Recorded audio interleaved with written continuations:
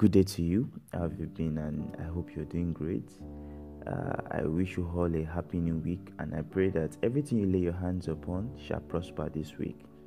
So, previously, we've been seeing from Luke chapter 15, from verse 14 downward, and we saw the parable of the prodigal son. We saw previously that he took his own share of inheritance and left and squandered it recklessly.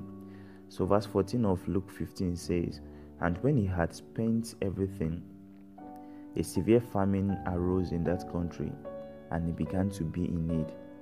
15 says, "So he hired himself out to one of the citizens of that country, who sent him to feed pigs." 16 tells us of how this son was hungry that even the pigs he fed look better than him, and I even would be happy to even eat pig food because no one gave him food to eat. This only points to the fact that there is no life without God. Our life is designed to function best only in God through Christ. So with the help of Christ and the help of the Holy Spirit, it is God that created us and gave us every characteristics and passions and desires, as well as our abilities. So He alone can enable us to use it well at best. Verse 14, as we read, tells us of the famine that arose in the land and got the son to get himself hired out to a place he should never have been in the first place.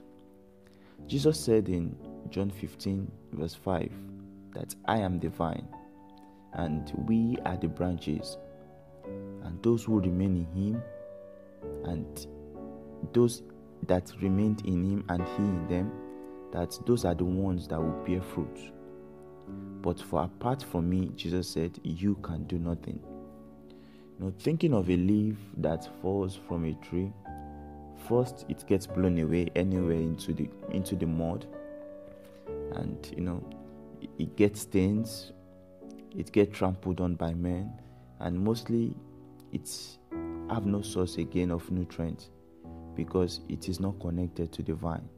So it dries off, it dies.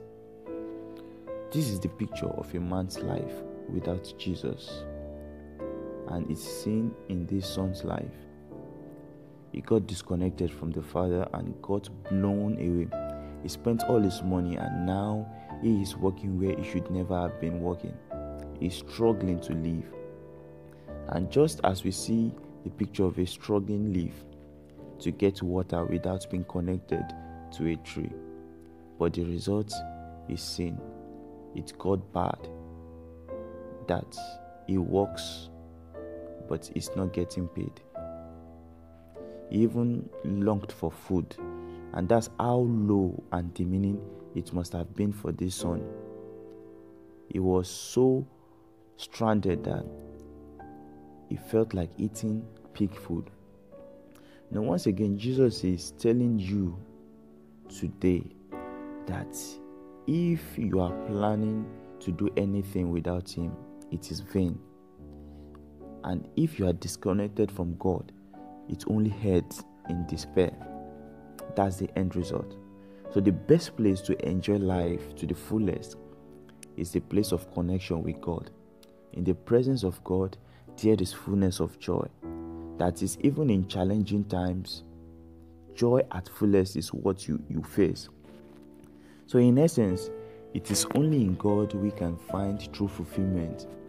And if that's what you long for, then I encourage you to get connected to God today.